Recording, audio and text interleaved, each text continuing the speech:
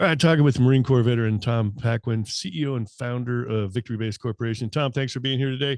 Take us back. Tell us what you did in the Marine Corps. Oh, yeah, great. Thanks to be here. I appreciate you allowing me to jump on the podcast today. Yeah, going way back, U.S. Marine Corps, spent 21 years total as an active duty and then reserve Marine as well. Initially, joined the Marine Corps and wanted to fly airplanes, so I was pretty fortunate to be able to join and fly the F-18. So, And when you left, how many years were you on active duty before you left? I was on for 13 years total, Yeah. and then switched and actually transitioned and stuck around as a reservist. Right up until 21 years total. Now, what was your transition like out of the Marine Corps? You knew it was coming. You planned ahead, had a real good idea what you wanted to do, or what was that like? Yeah, I was fortunate. I was able to actually join a reserve unit as an active duty Marine, and so I had the opportunity to listen to a lot of the other folks that were in the reserve unit. Majority of them though were flying for the airlines. So, I really thought long and hard about an airline career or not, and decided I just wanted to go out and start businesses. So, I had a couple of years there to prepare for the transition. I really started to think about what was I going to do next, and it was a tough decision because in the military, you have your MOS, whatever that is. In my case, obviously, I was flying the F-18. Unless you're an airline pilot, there are some other jobs out there that you can look at, but nothing really directly translates perfectly into an entrepreneurial type business or new business. So you kind of have to decide and become an expert at something new that you haven't done in the past, which is challenging and fun, but at the same time increases the stress level and a little bit of the risk as well. Mm-hmm. So you knew from the beginning you were looking to start some kind of a business. Did you have any ideas what you were looking for, an exact idea, or were you in search mode for quite a while before you found something? Yeah, I was in search mode for a while, and quite honestly, it was a widget. I was looking for the right widget Mm-hmm. because the business itself and building the business was what I was passionate about, not necessarily what the product was. Although I was able to find initially, a great widget, and it was a renewable energy field. I actually uh, started to create a business model to produce and manufacture biodiesel. That plan, as it evolved, switched to becoming a distributor of biodiesel. It was a really unique business. I mean, how would an F-18 pilot though know anything about renewable energy? And I didn't. So I had to, I did attend conferences and read online and really took a lot of time kind of developing the model itself. And quite honestly, at the time, I didn't even know how to read or understand cash flow models or balance sheets. And, I didn't jump right into an MBA. So I actually jumped online and kind of figured it all out myself. Mm-hmm. Um, and you actually were fortunate enough to have some initial success with the biodiesel company initially, and a couple other ventures before you got to where you're at now. But along the way, any big resources, or was it mostly just teaching yourself and failing forward the whole time? Yeah, well, there's a lot of failing. There's no doubt about that. Just trying to figure it out. But really, a lot of hard work was part of that as well. If I took 2 or 3 hours off on a Sunday, I felt as though I was behind my timeline to accomplish the goals that I wanted. Mm-hmm. But I'll also say too, there are some great mentors out there. I was at a National Biodiesel Board conference in San Diego, and there was this older gentleman. He was outside of one of the conference areas, and he was wearing naval aviator wings. And I approached him and said, "Hey, sir, were you in the Navy or Marine Corps?" And he was a former Marine. He actually flew Corsairs in World War II. Wow. And the guy was absolutely incredible to talk to and meet. And that day we actually had lunch together. We sat around and talked for a bit throughout the next couple of days. Um, you know, kept up with each other, and then he was actually ended up becoming the first investor in my company. And we went to Europe. We were on a trip, and I was going to look at some biodiesel equipment because he had the same vision to invest in the biodiesel industry. And I went with him, and no kidding, and true story. Everyone always says it, but he pulled out the napkin and said, "I'm going to invest this much. My other company is going to invest this much." And he said, "And my son is going to invest this much," which I thought it was hilarious because I had never even met his son. So I had no idea, but he's, investing hundreds of thousands of dollars into my business that was just getting ready to get started. But he really was the mentor that kicked it off. Vic Smith, Eugene Victor Smith. He actually passed away just a year and a half ago, and 99 years old. So he lived a great life, and Uh, great stories about the Corsair in World War II as well. yeah, yeah, I can only imagine. How was it you fell on the biodiesel idea? Where'd that come from? As I was looking for the widget, right? Well, I'm an environmentalist. I'm what they call an easy environmentalist. So there's a lot of things that we can do that are really easy to help improve the environment without having to be radical and break things. But it just seemed like it was easy to do, and the biodiesel product itself, helped our farmers, create more jobs and employment. And at the same time, it reduced carbon emissions. So it seemed to make sense from a product standpoint, and it did.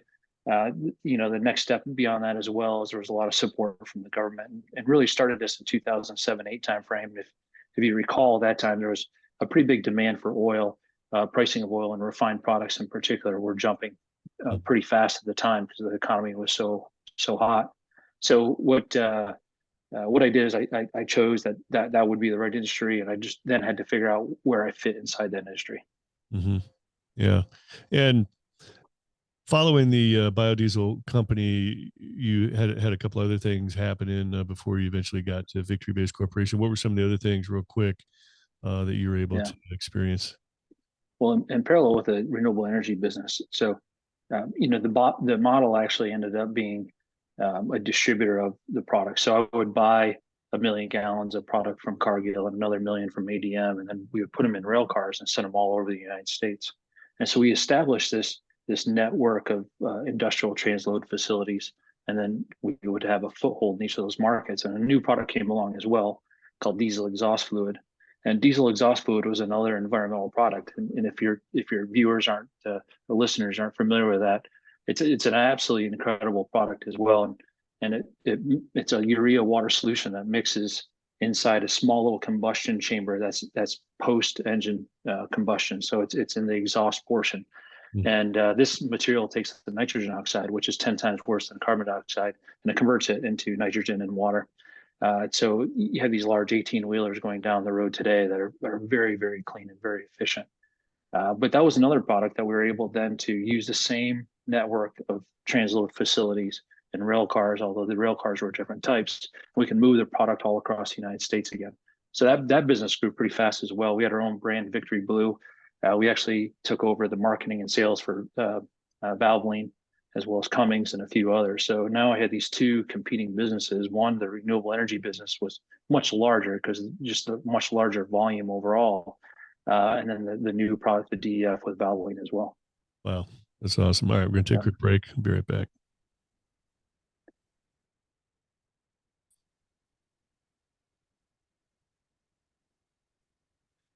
Back talking with Marine Corps veteran Tom Paquin, CEO and founder of VictoryBase Corporation. So, Tom, you had the biodiesel company going great, and then it turned into a distribution company for biodiesel, and you were able to segue or jump in on top of that. You already had the distribution line set up, so you got in when DEF for a diesel engine started coming out.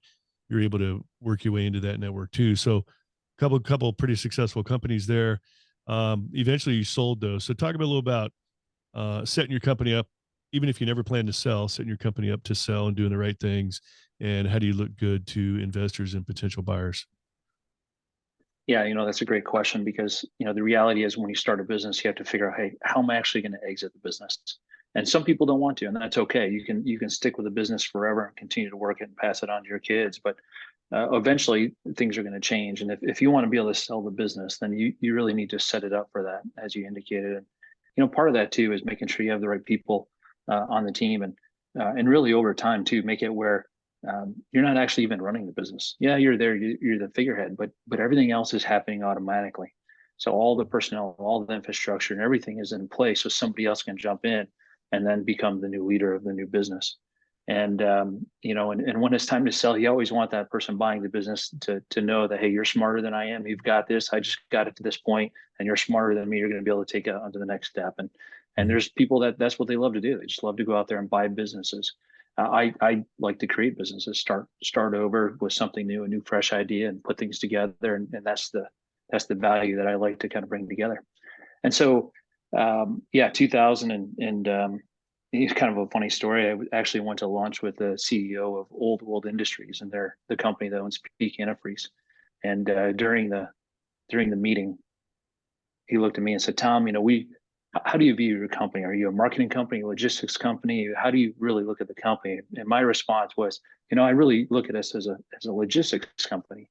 And he's like, "Well, I look at Old World and Peak as a marketing company. We market the products, we get it out into the marketplace, and really, really market really, really well. And they do. They're really, really good at doing that." And I shook my head up and down and said, "I need to focus more on marketing as well." It was shortly thereafter we announced our relationship with Valvoline. And it wasn't very long after that he called and said, "Hey, you're becoming too much of a competitor. Let's talk about the sale of the company." So that's really how the first business was sold. And it was very unique and in a fun situation where you kind of read the tea leaves. He understood where we were, I understood where he was, and it just really made a lot of sense for us to come together and sell. Hmm. The energy company was very similar. It was a strategic sale to a company that had an ethanol business.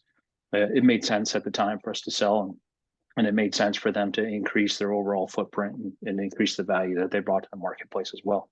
Yeah.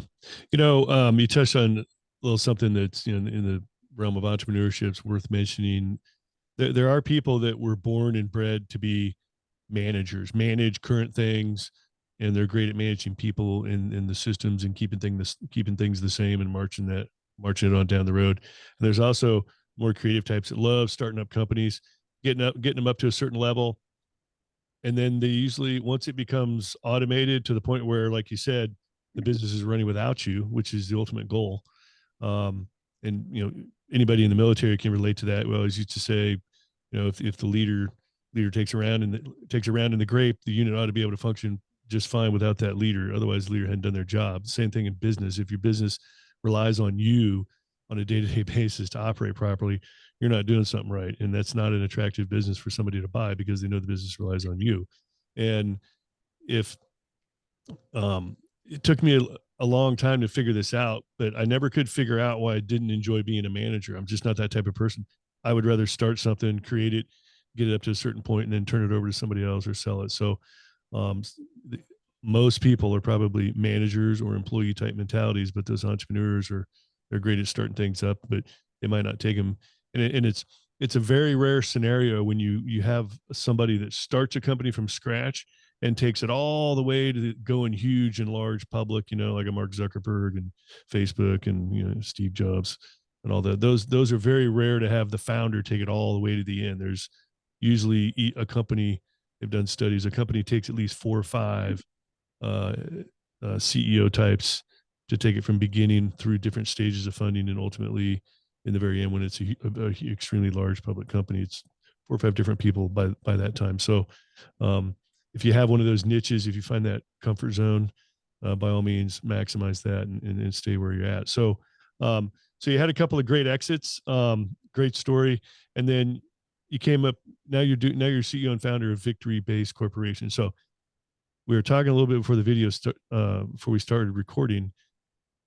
Explain exactly what you're doing with VictoryBase Corporation, because it's pretty unique.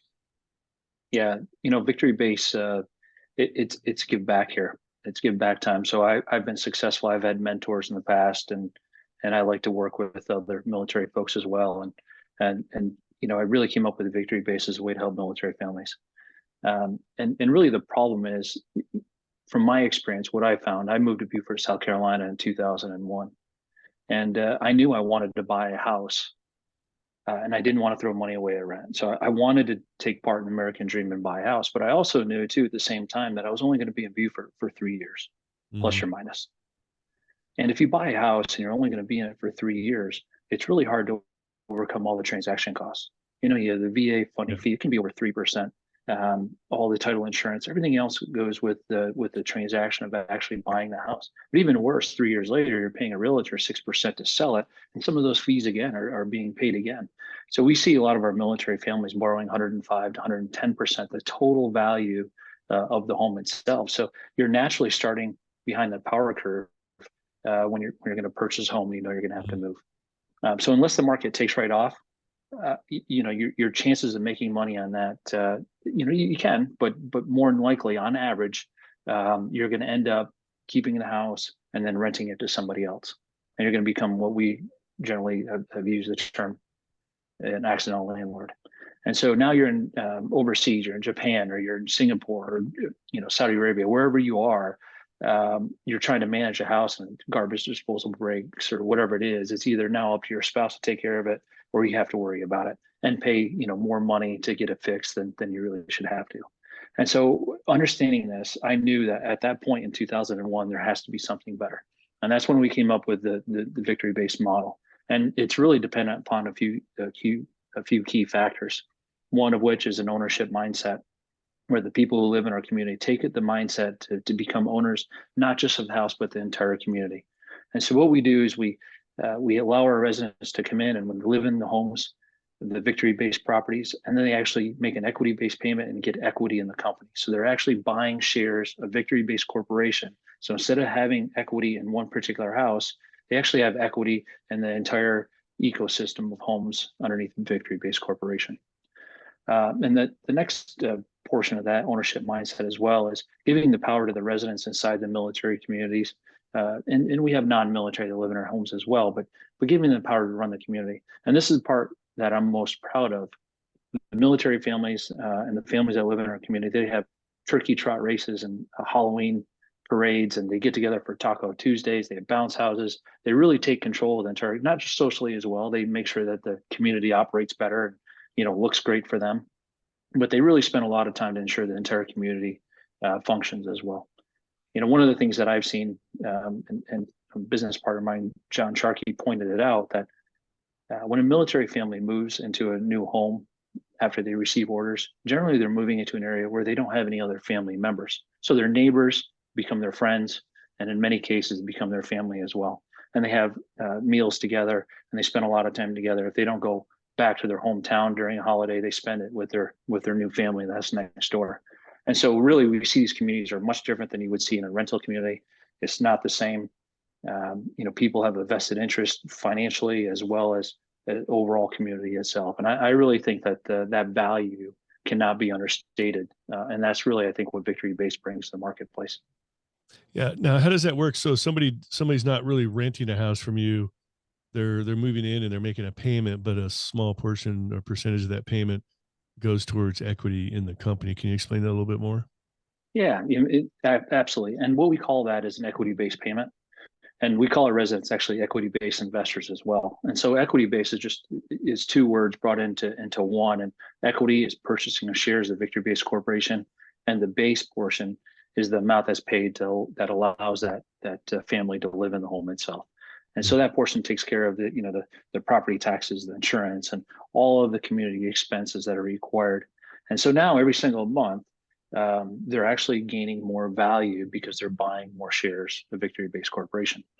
And the reality is, to make this even better for military families, we look at the market, what that value looks like inside that marketplace itself. And I'm kind of talking in circles here, but overall, let me just use an example. Beaufort, South Carolina, we estimate the market value of a 3-bedroom home to be, let's just say, $2,000. Normally, if you wanted to rent a house in Beaufort, it would cost $2,000. We will generally sell $100 of shares, and then $1,900 on the base portion, getting you back up to $2,000. And so it's the same value that you're going to pay to live in a house out in the community, and yet you get all this extra value as an owner in VictoryBase Corporation. Mm-hmm. And where are your homes located? You're mostly centered near military bases, right? Yeah, that's the goal. We'd like to have a network effect, so you move out of one of our houses into another one. But houses cost a lot of money, so it takes us a lot of time to be able to get the entire network together. Today, we have 40 houses in Beaufort, South Carolina. We have 50 homes in Sackett's Harbor, New York, which is outside of Fort Drum, New York. We have 134 lots being built, and we'll then build houses in Panama City, Florida. Another 178 being built in Phoenix, Arizona, right outside of Luke Air Force Base. But we have dozens of properties beyond that, though, that we're looking at. We're expanding, and we're currently in the middle of a fundraising campaign. So we're raising private money from private investors, as well as additional funding through the Reg A. So we're currently under an amendment with SEC, And so what we've done is we filed a Regulation A with SEC, and that allows us to sell shares to non-accredited investor as well as any other retail investor as well. But Mhm. once this amendment is complete, then we'll be able to offer shares to anybody and everybody through the Reg A itself. Yeah. And so for the most part, you're only people that are buying shares or people that are living in your houses right now, right? That's it, right? But as I said, it's really a retail investment. So Mhm. any of your listeners will be able to jump onto our website, uh, hit a button, invest now. They can go through and they read the regulation form 1A, which talks all about the business, what that looks like, and then they can make that investment decision based on that document to be able to purchase shares in VictoryBase Corporation. And from an investor standpoint, obviously, it's like any stock you would buy. There's risks, up and down on the value of it. But I really think that the VictoryBase is a very unique position. It's a fundamental change to how people view real estate, residential real estate. We're not renting anymore. We're not buying the house. We're buying the shares of the company that has an interest in all the communities. Yeah. And so you don't just own onesies and twosies near military bases, you own like entire neighborhoods typically. And I guess is the main way you're able to do that, or are you actually, most of these ones you already have you pretty much built and funded the whole neighborhood as it from scratch and then just stayed, you know, kept them in your Yeah. possession? Yeah, absolutely. So we have the ability to buy individual homes, but we really focus on communities itself. And so we want the whole community to come together. So we buy 4,800 houses, whatever that looks like, or even develop those communities from scratch. Hmm. And that's really our goal. And that allows us then to fund the community more efficiently. So if we build 100 houses, we can build 100 houses cheaper than one person on, proportionate rate would build one house. So we see all these extra savings and value as we continue to build the homes in the communities. Hmm. Yeah, it's almost like you're offering a alternative to base housing, without actually living on living on base to a certain extent, because Yeah, theoretically most of the people in there are probably affiliated with the military base nearby. But as you said, you don't have to be. yeah, and we're about 50% military. That's kind of our target. So we have half military, half non-military. But the differences between us and the base housing as well is, we focus on newer homes. So we generally like to have brand new homes for our families. Mhm. And we also have the equity portion that really brings value. So an equity ownership in VictoryBase Corporation is something you can't do in any rental or base housing either. And how is it on your end? Like you mentioned, an accidental instead of being an accidental landlord, how has it been on your end with as far as deal with military families and receiving the payments and everything? Is it like look and feel and smell that much different than being a landlord? Yeah, it does actually, because I will actually go into the community on occasion. I'll walk around, I'll talk to people, and I will tell them, I do not want to manage your house. I do not want to manage your community. I want nothing to do with what you do on a day-to-day basis around here. I want you to take control of it. I want you to make it better. I want you to identify the things that are right and wrong with the community and just make it a better place to live. And I think most landlords aren't like that. They're like, hey, you can do this, you can't do that, and they're going to put their finger on every single little thing that you do. And I think that's the key difference. And quite honestly, this is just like leading Marines. You put a team of Marines together. We have residents, not Marines, Mhm. and you give them the ability to make decisions and take ownership, and they're going to take it, and they're going to do a hell of a lot better than you could do if you're going to do it yourself. And so I really just want to give to the experts, and the experts are the people living in the houses. It just seems to make sense. Yeah. So if somebody's interested in either getting in one of your houses near one of those military bases, or interested in just Victory Base in general, how do we find you? Well, victorybase.com is the easiest place. And we'll have houses listed there, as well as the investment opportunity. So if somebody wants to look at investing in our Reg A, simple, once again, hit invest now, and they can go and read all the documentation and make a decision there. But really, victorybase.com is the easiest place to kind of start. Awesome. And Tom, we're getting close to the end of our time. I'm going to give you the last word. If you are talking to somebody in the military, they're on their way out, got out recently, looking to get into some type of entrepreneurship, whether it's trying to find that widget or just running a business in general, what kind of advice comes to mind? Well, building a business is a lot of fun. There's a lot of stress. You have to make sure you have the right personality for it. But there's nothing that you can't overcome with hard work. And with a military background, you have to realize too that people will do things a little bit differently. You have to listen, you have to learn, and you have to work twice as hard as everybody else because you haven't been living in that different marketplace, the entrepreneurial marketplace, where you see business deals taking place, and people behave differently as well. In the military, you talk with a subordinate or superior, you say XYZ is going to happen on a certain date at a certain time. And if it's not going well, the first person you tell is that person you made a promise to. And in many cases in the civilian world, that may or may not be the case. They may ignore it and allow it to fester in something that's much more major than it could have been at the very beginning. So I would look at the cultural differences, the hard work, and really just put your mind to it, and you can make it happen. All right. Awesome. Well, hey, Tom, thanks for sharing your multiple entrepreneurial success stories. Good on you, making us all proud out there. Look forward to your future success. And if you're interested, check out VictoryBase.com for more info. And these two Marines are Oscar Mike.